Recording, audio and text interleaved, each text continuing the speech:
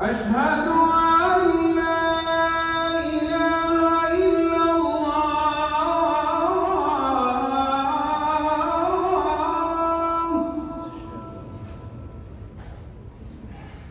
أشهد أن لا إله إلا الله.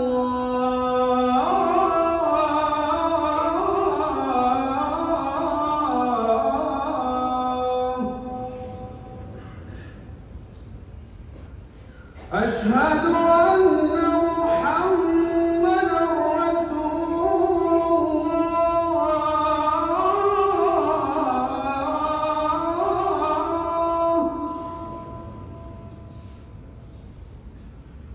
أشهد أن محمدًا رسول الله.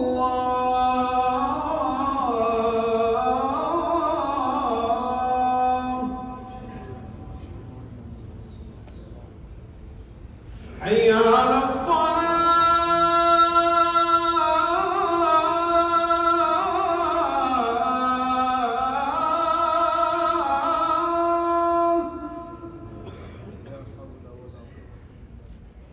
حي على الصلاة.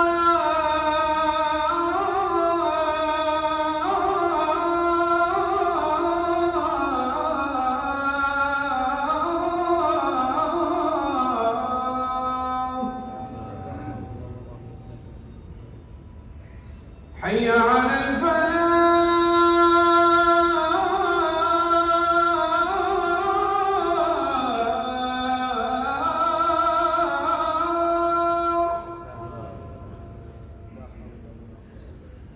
حي على الفلاح.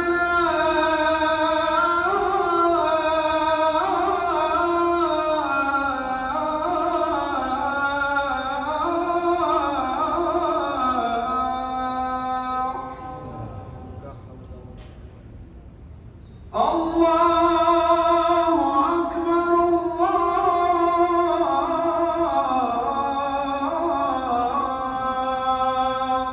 أكبر.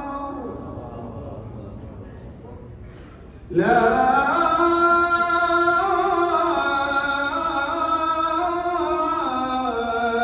إله إلا الله.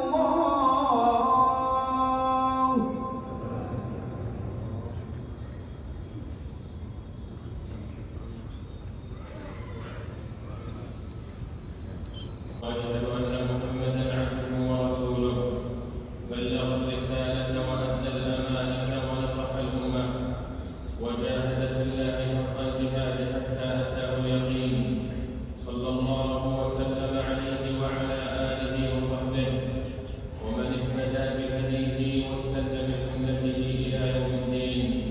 أما بعد، فإن خير الحديث كلام الله، وخير الهدي هدي محمد بن عبد الله، وشر الأمور محدثاتها، وكل محدثة بدعة، وكل بدعة ضلالة، وكل ضلالة في النار. عباد الله، اتقوا الله فيما أمر وكفوا عما نهى عنه وزجر.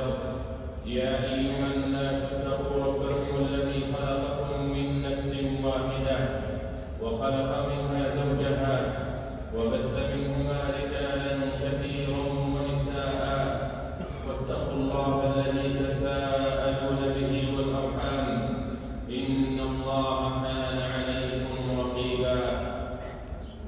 معاشر المسلمين،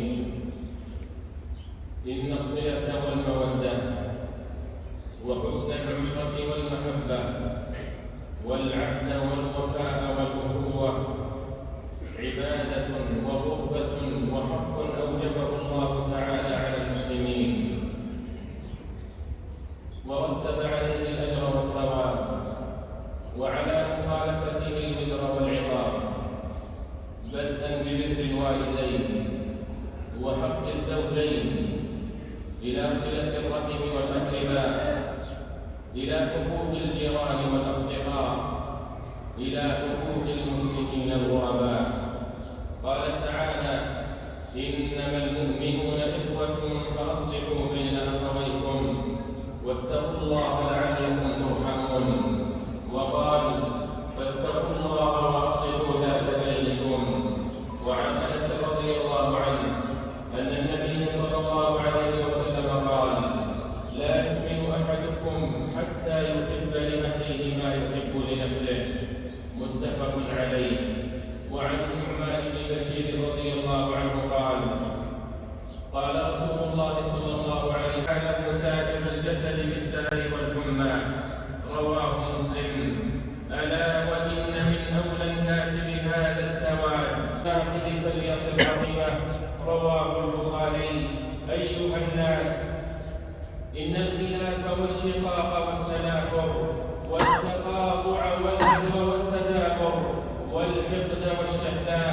والعداوة والبغضاء وكل ما يوقظ الصدور من ضغائن وأحقاد يعتبر أساس الخراب والفساد.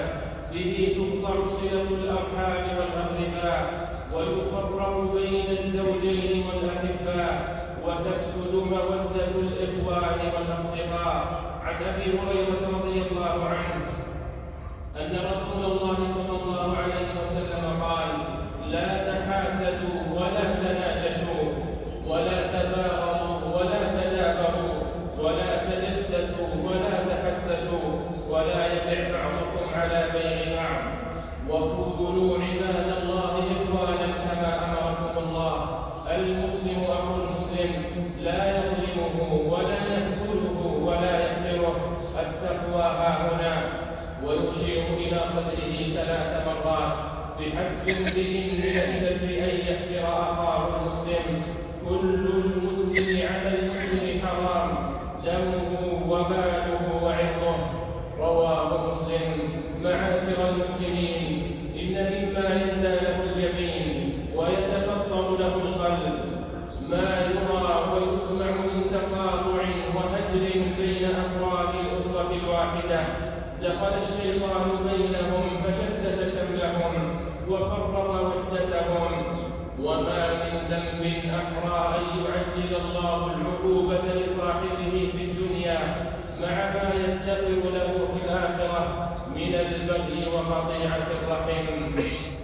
ألا وإن الزهد في التواصل وتجديد العهد قطيعة تفسد الألفة والمودة وتؤثر في تربية الناشئة. فجددوا العهد عباد الله، وبادروا بالتواصل والتزاور وترك التقاطع والتدابر، وأحيوا مشاعر المحبة، واعتصموا بحبل الله جميعا ولا تفرقوا. عباد الله، إن الصفح والعفو عن الناس وكظم الغيظ وتحمل الأذى منهم من أعظم القربات إلى الله، وأحق الناس بذلك الأقرباء. قال تعالى: وسارعوا إلى مغفرة من ربكم وجنة عرضها السماوات والأرض أعدت للمتقين الذين ينفقون في السراء والضراء والكاظمين الغيظ والعافين عن الناس والله يحب المحسنين. وقال: ولمن صبر وغفر إن ذلك لمن عزم الأمور. وقال: فمن عفا وأصلح فأجره على الله. فأطيعوا أنفسكم عباد الله على الصبر والعفو، واحتسبوا الأجر، وتواصوا بالصبر وتواصوا بالمرحمة، واتقوا الله وأصلحوا ذات بينكم، وأطيعوا الله ورسوله إن كنتم مؤمنين. بارك الله لي ولكم في القرآن العظيم، ونفعني وإياكم بما فيه من الآيات والذكر الحكيم. أقول ما تسمعون، استغفر الله إن الله هو الغفور الرحيم. والكلمة الطيبة صدقة، وكل خطوة يخطوها إلى الصلاة صدقة، ويميت الأذى عن الطريق صدقة. متفق عليه. وعن عبد الله بن عمرو رضي الله عنه قال: قال رسول الله صلى الله عليه وسلم: أفضل الصدقة إصلاح ذات البين. رواه الطبراني. وبعد عباد الله، فبإصلاح ذات البين تتم مدة الأمة ويقوى تماسكها وتصفو النفوس ويؤلف الله بين القلوب، وبه يدفع الله عنها شر الافتراق والنزاع والتفكك وما ينتابها من الفتور، وبه تكون الأمة كالبنيان المرصوص والجسد الواحد إذا اشتكى منه عضو تداعى له سائر الجسد بالسهر والحمى. عن أبي الدرداء رضي الله عنه قال: قال رسول الله صلى الله عليه وسلم: ألا أخبركم بأفضل من درجة الصيام والصلاة والصدقة؟ قالوا: بلى.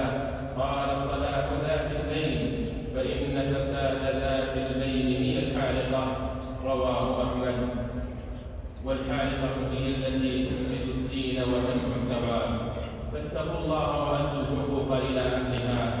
فعن أبي هريرة رضي الله عنه أن رسول الله صلى الله عليه وسلم قال: لتؤدن الحقوق إلى أهلها يوم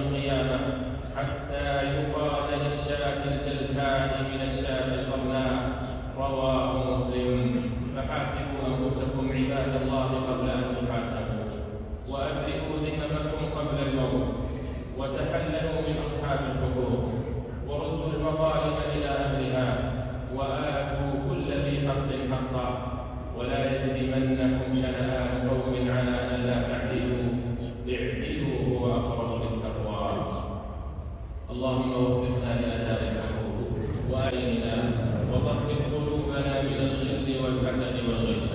اللهم اجعل الحياة زيادة لنا في كل خير والموت راحة لنا من كل شر. اللهم أعنا على أداء الحقوق ولا تحملنا ما لا طاقة لنا به، واجعلنا من الأوفياء الأتقياء، واغفر لنا ولمن له حق علينا يا أرحم الراحمين. اللهم حبب إلينا الإيمان وزينه في قلوبنا، وكره إلينا الكفر والفسوق والعصيان، واجعلنا من الراشدين. اللهم يا مقلب القلوب ثبت قلوبنا على دينك. اللهم يا مصرف القلوب صرف قلوبنا على طاعتك. ربنا لا تزغ قلوبنا بعد إذ هديتنا وهب لنا من لدنك رحمة إنك أنت الوهاب. اللهم أعز الإسلام والمسلمين وانصر عبادك الموحدين، واجعل اللهم هذا البلد آمنا مطمئنا وسائر بلاد المسلمين. اللهم آمنا في أوطاننا وأصلح أئمتنا وولاة أمورنا. اللهم وفق ولي أمرنا خادم الحرمين الشريفين بتوفيقك، وأيده بتأييدك، وأعز به دينك.